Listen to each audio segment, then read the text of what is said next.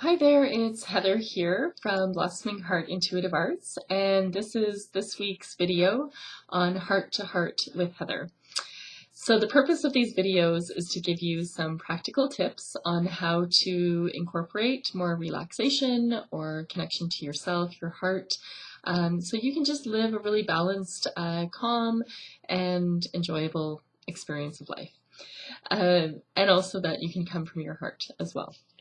So this week's topic is all about getting honest. I picked out of the deck, the Energy Oracle deck. I'll show you the cover. Oops, there we go. This one, I picked the card and it was Deceit.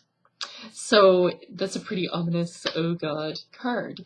Now, that spoke to me about all the ways that we deceive ourselves, all the ways that we're pretending to be something we're not, the ways that we're not really truly honest if something we're doing is working for us, and that it actually takes a lot of courage to get really honest. When we can get honest, then we can empower ourselves. We can't really skip that step to be able to actually move things forward in our lives. Those pieces of honesty can sometimes be painful. It can hurt. It can also be our chance for liberation. If we don't get honest, I've seen time and time again with clients, if we're not honest with ourselves, then deceit will come into our lives in some way, shape, or form. A person will deceive us, difficulties will happen. So it's important to be able to get real about it. So one tool that I use to be able to get honest, and it's kind of cool, this is like one of these worst case scenario examples, but it's the word bubbles.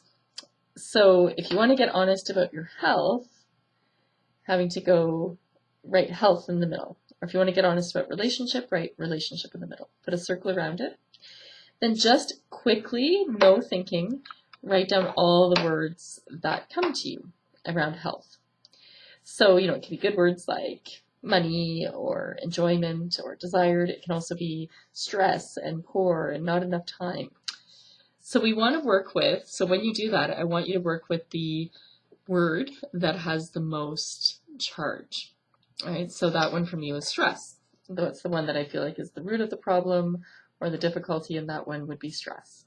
So then with stress, you could do another word bubble, or you could just write down all the things that are stressing you out.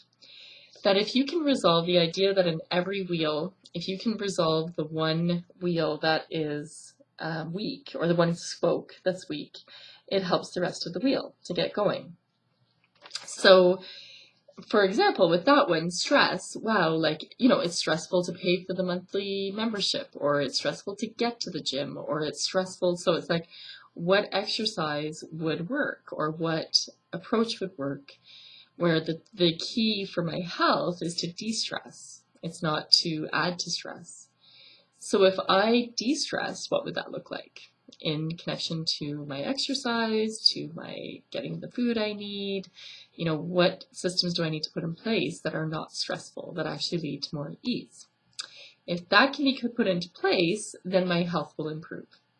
So it kind of takes it to a whole other approach, rather than thinking, oh, well, going to the gym is a good thing, that kind of thing. It takes it the other way around. What is really working for me and what isn't? So that is the purpose of life, is ultimately, or one of the purposes, is what works for me and what doesn't. So what works for somebody else does not necessarily work for you. When you're true to yourself and honest with yourself, then your life can flow. So there's my tidbit for the week. If you would like to book any sessions, I have the free heart-to-heart session. I also have a fill your own cup session. And a really cool feature, I just am starting to public speak, coming to groups and organizations. One topic that I'm bringing out is when it's hard to forgive. I'm doing a talk around that, as well as I offer workshops. So if you want me to come to your group or your organization in the Southern Ontario area, give me a call or email me is probably the best. Check out www.blossomingheart.ca.